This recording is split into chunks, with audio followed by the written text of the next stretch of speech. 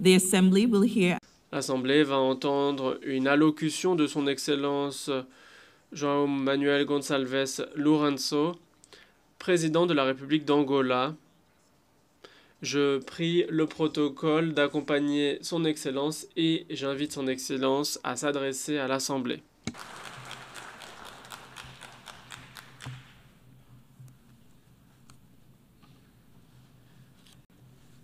Sua Excelência, Presidente. Excellence,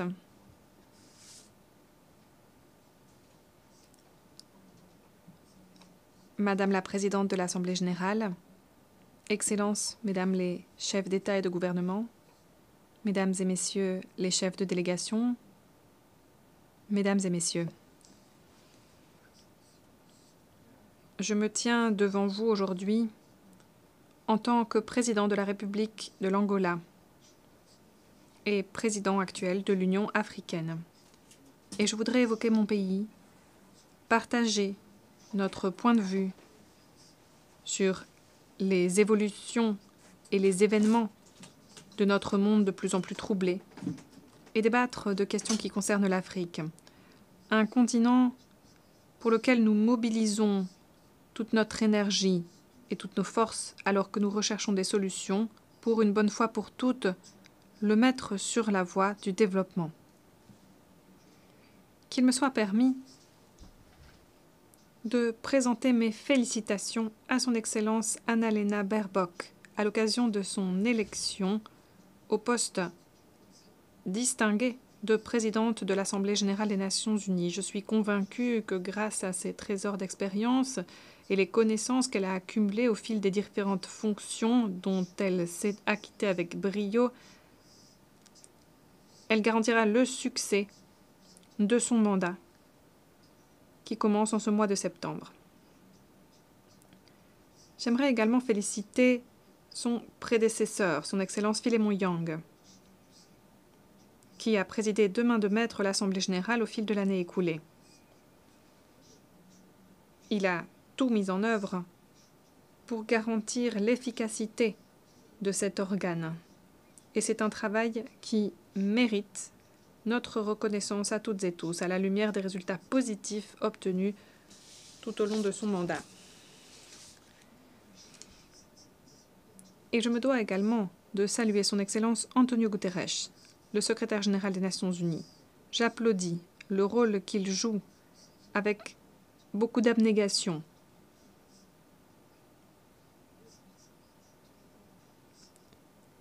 Une abnégation sous-tendue par ses qualités remarquables comme homme consacré au dialogue et à la paix, en ces temps caractérisés par des réalités géopolitiques si complexes. 8 décennies se sont écoulées depuis que, face aux impératifs de l'époque, un groupe de pays et leurs dirigeants respectifs ont décidé avec sagesse de fonder l'Organisation des Nations Unies. Depuis, au fil d'époques tumultueuses ou d'époques plus calmes, cette organisation a réussi à obtenir, ou plutôt à réaliser son rôle premier, maintenir la paix et la stabilité dans le monde, contribuer au développement de l'humanité et préserver et approfondir le respect des droits humains. C'est une réussite remarquable pour les peuples de notre planète. Cette réussite ne doit pas être balayée du revers de la main ou sous-estimée par une puissance quelle qu'elle soit, un dirigeant politique quel qu'il soit. Cela ne ferait qu'exacerber les divisions, jeter de l'huile sur le feu des intérêts égocentrés, renoncer aux fruits de la paix qui nous ont été laissés en héritage par ces femmes et ces hommes qui, au fil du temps, nous ont guidés, ici, dans un environnement d'harmonie et de compréhension globale. Le chemin n'a pas toujours été linéaire, mais au moment les plus importants, c'est la sagesse qui l'a emporté face aux pires instincts pouvant mener à la conflagration de grande échelle, et cela n'a été possible que grâce au dialogue continu, qui s'est révélé être le seul vecteur pour surmonter les obstacles et apaiser même les esprits les plus belligérants. Aujourd'hui, ces enseignements du passé recèlent une valeur inestimable. Ils doivent être notre seule référence, notre seule boussole dans la recherche de solutions aux conflits qui font rage en Afrique, en Europe, au Moyen-Orient, en Amérique latine, en Asie et où que ce soit.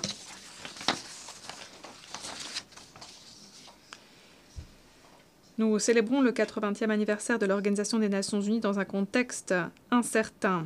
Dans de telles circonstances, le thème choisi, « Meilleurs ensemble, plus de 80 ans au service de la paix, du développement et des droits humains », revêt une importance qui nous invite à mener une réflexion sur la signification profonde de l'appel lancé par la présidente de l'Assemblée générale, un appel au renouvellement du multilatéralisme, à une solidarité en action, dans le cadre d'efforts et d'entreprises complémentaires menées à bien par une ONU plus souple, plus efficace, plus responsable, telle qu'envisagée dans la feuille de route dressée par le secrétaire général pour l'initiative ONU 80. Partant, il est urgent de donner un nouveau souffle à l'Organisation des Nations Unies, de lui permettre de sortir de la situation complexe dans laquelle elle se trouve, pour pouvoir restaurer le rôle actif qu'a toujours joué l'organisation, un rôle extrêmement précieux. Pendant la guerre froide, c'est l'ONU qui nous a permis de ne pas souffrir d'une véritable conflagration internationale.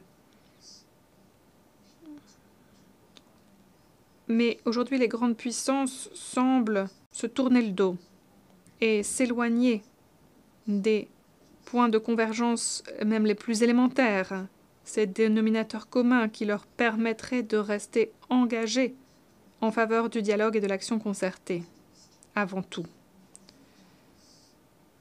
Les défis que nous connaissons aujourd'hui nous placent devant une alternative. Nous pouvons tout faire, tout ce qui est en notre pouvoir pour préserver la paix ou faire face à la guerre avec toutes les conséquences que celle-ci entraîne. Une guerre qui hypothèque l'avenir de l'humanité. Les puissances mondiales qui par le passé ont joué un rôle crucial pour libérer l'Europe et les peuples européens des griffes du nazisme et du fascisme et qui ont joué un rôle aussi pour libérer l'Afrique et ses peuples du régime de l'apartheid en Afrique du Sud, ne peuvent pas aujourd'hui agir différemment. En s'en prenant à d'autres pays, en envahissant et en annexant des territoires étrangers, ou en finançant ou organisant des mouvements de soulèvement pouvant provoquer le renversement de gouvernements légitimes, comme nous le voyons aujourd'hui sur notre continent. Avec des précédents si dangereux, aucune institution régionale, continentale ni internationale n'aura, à partir de maintenant, l'autorité morale de rappeler à l'ordre un État, quel qu'il soit, de le rappeler à la raison lorsqu'il viole les principes inscrits dans la Charte des Nations Unies et dans le droit international. Nous autres, Africains, ressortissants de pays qui ont enduré des siècles de colonisation, nous comprenons peut-être mieux que quiconque l'importance de la paix. Nous, qui connaissons les luttes quotidiennes pour l'alimentation, pour l'eau propre, pour les soins de santé, l'éducation et autres nécessités. Ces expériences nous ont dotés d'une sensibilité particulière face aux conséquences néfastes de l'insécurité et de l'instabilité pour la réalisation de nos objectifs en matière de développement. Et cette réalité est encore exacerbée par les nombreux conflits et les nombreuses guerres qui secouent les régions du monde entier, qui secouent y compris des pays desquels nous attendions coopération, avec lesquels nous espérions pouvoir échanger de façon fructueuse pour surmonter nos difficultés et pour pouvoir, grâce à nos ressources et à nos capacités immenses, contribuer à la prospérité internationale. C'est dans de telles circonstances que la République de l'Angola s'est efforcée de contribuer de façon honnête et sincère au règlement de conflits dans la région du Sahel, au Soudan ou dans l'est de la République démocratique du Congo. Pour ce qui est de ce dernier conflit, nos efforts ont permis de créer un cadre de négociation assorti de solutions pour la paix qui malheureusement ne se sont pas matérialisées en décembre 2024 comme nous l'espérions, mais qui restent néanmoins une plateforme valide pour continuer les efforts afin de faire cesser définitivement ce conflit. Madame la Présidente, Excellences, ce conflit et bien d'autres encore auxquels on peut penser sont dans une grande mesure le résultat de la passivité des États membres des Nations Unies, qui souvent se sont montrés inefficaces face aux invasions de territoires de pays tiers et aux ingérences dans les affaires étrangères de pays étrangers ces dernières années. Ils n'ont pas réagi de façon ferme, déterminée, robuste. Ces événements sont donc devenus un fait accompli. Et c'est au cœur des tensions majeures que nous connaissons aujourd'hui. Et les conséquences sont criantes pour nous toutes et tous au Moyen-Orient, où le non-respect systématique des différentes résolutions pertinentes du Conseil de sécurité concernant la création de l'État de Palestine a maintenu en vie un conflit qui s'envenime chaque jour un peu plus.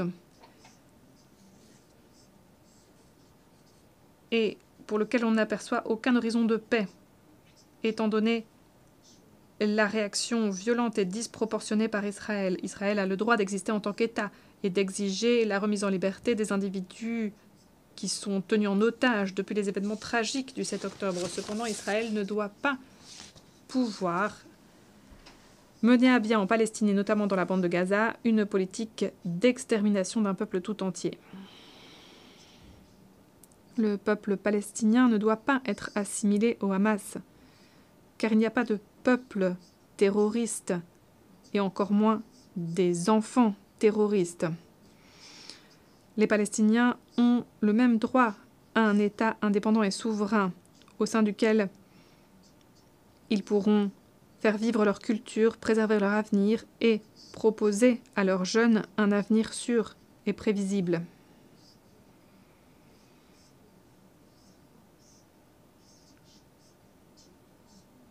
Le silence, les hésitations, les réactions tièdes de la communauté internationale décuplent nos inquiétudes face à ces conflits.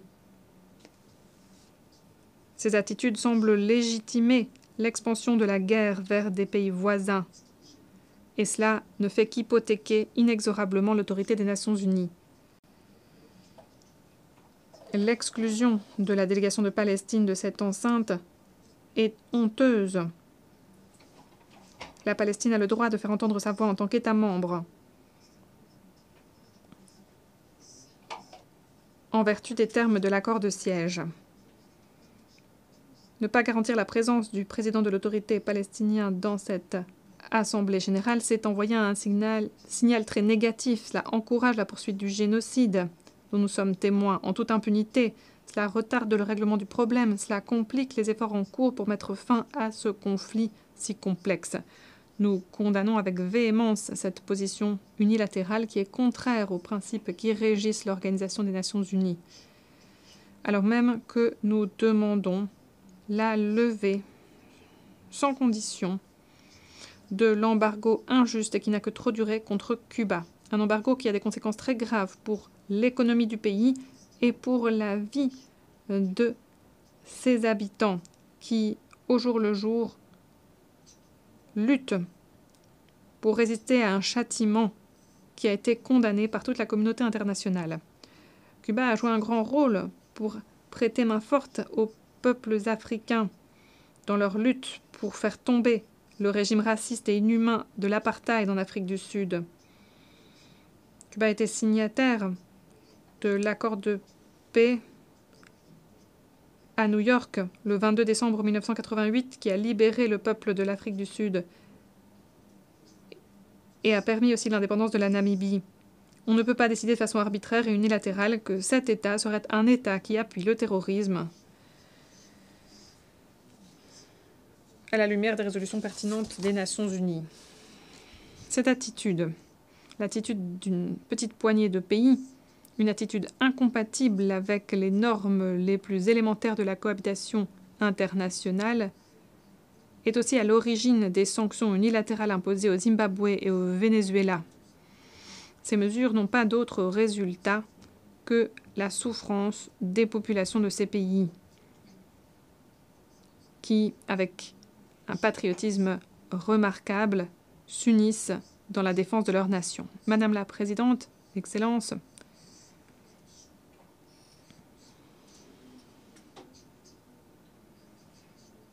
l'autorité de l'Organisation des Nations Unies repose sur la Charte et sur le droit international. Il faut urgemment la restaurer, sans céder aux logiques de deux poids, deux mesures, pour que l'on puisse trouver des solutions justes à la guerre en Ukraine,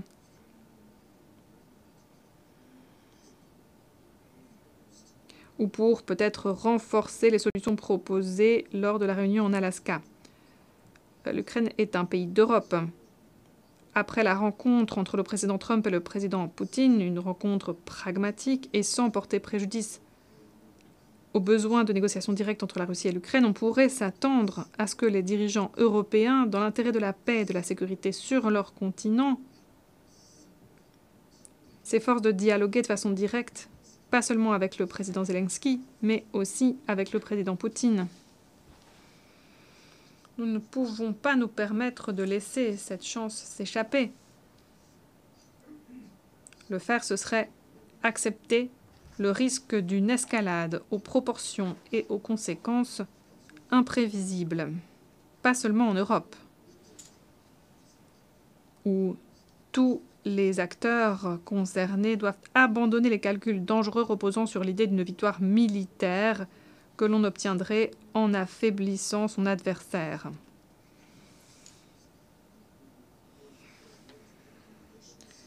Étant donné les difficultés et les crises que le monde connaît aujourd'hui, l'ONU doit de nouveau revêtir un rôle de chef de file, devenir une organisation dynamique pour ne pas perdre son rôle en tant qu'entité responsable de la gouvernance mondiale au premier lieu. Il faut en faire une institution capable de garantir la paix dans le monde. C'est notre responsabilité en tant qu'État et nation souveraine. L'Organisation des Nations Unies, actuellement, est la seule organisation ayant la capacité d'agir en notre nom collectif à toutes et tous dans la recherche d'un consensus mondial pour la paix. La seule organisation ayant la légitimité de rappeler à l'ordre les États membres. Les États membres qui bafouent ces principes fondateurs par leur conduite sur la scène internationale. C'est pourquoi nous devons préserver l'ONU à tout prix et nous devons l'adapter pour qu'elle soit à la hauteur des réalités contemporaines à travers des réformes qui n'ont que trop tardé.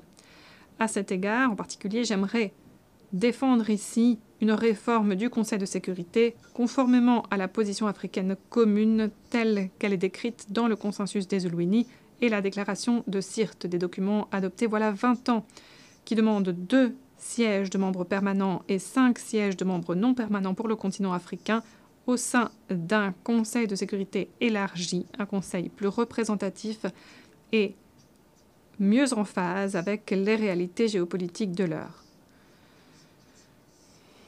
Si cette réforme indispensable n'est pas menée à bien, une réforme qui déjà n'a que trop tardé sans aucune justification valable, nous ne pourrons pas garantir la mise en œuvre du pacte pour l'avenir adopté l'année dernière, dans lequel il était reconnu le caractère urgent de doter l'Organisation des Nations Unies d'un Conseil de sécurité plus équilibré et plus démocratique.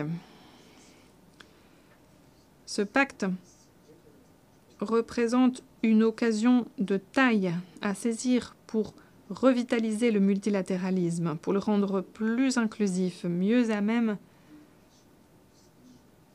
de servir de plateforme large de discussion sur toutes les questions sensibles, importantes pour le monde d'aujourd'hui. Entre autres questions pertinentes, la question notamment du financement du développement et la question de l'action climatique. Pour ce qui est maintenant des questions d'aide au développement, il y a beaucoup à dire. Mais il est approprié de saluer les progrès faits récemment avec l'adoption de l'engagement de Séville lors de la 4e conférence sur le financement du développement.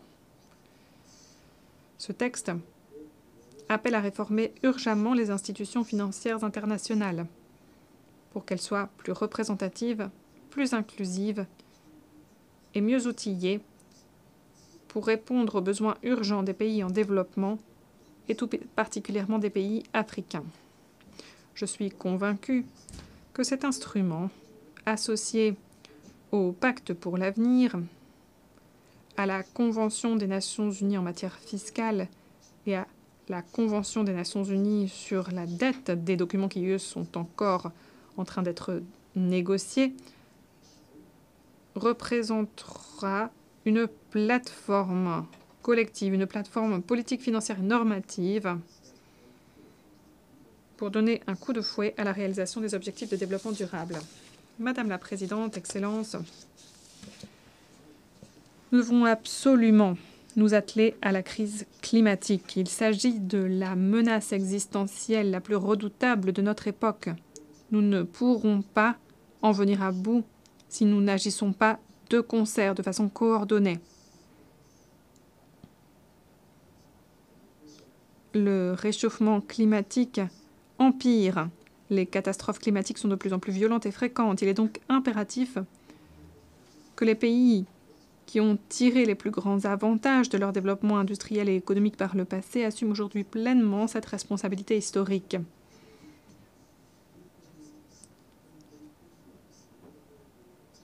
Au nom de la justice climatique, ils doivent garantir des financements suffisants, des transferts de technologies, un appui à l'adaptation et à l'atténuation pour les pays en développement.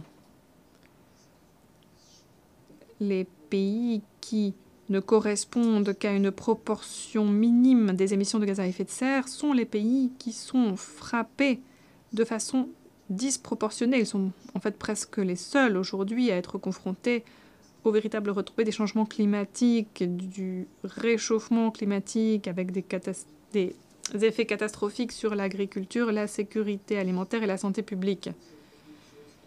Partant, et étant donné donc les responsabilités des uns et des autres, l'Angola reste très attaché à l'accord de Paris et à la mise en œuvre de mesures d'adaptation et d'atténuation, conformément au programme à l'horizon 2030 et à l'agenda 2063 de l'Union africaine,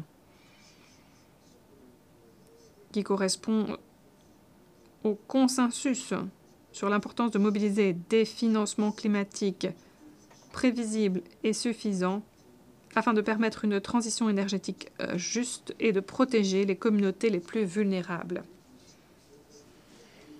C'est là une question transversale qui exige de plus en plus que les acteurs pertinents assument leurs responsabilités, que ce soit au sein du secteur public ou au sein du secteur privé, avec les plus grandes entreprises industrielles. Cette question sera au cœur des débats lors de la COP 30 qui aura lieu prochainement au Brésil.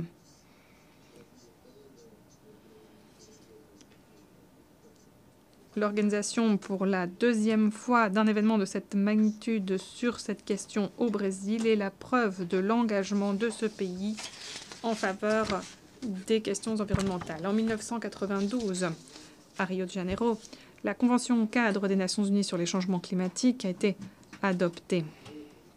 Un nouveau paradigme qui, rapidement, a fait la preuve de sa valeur en lançant des discussions profondes, très importantes, qui continuent aujourd'hui.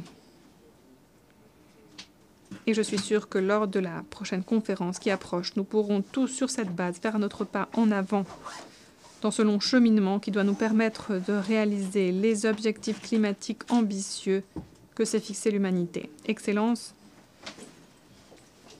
80 ans ont passé depuis la création des Nations Unies,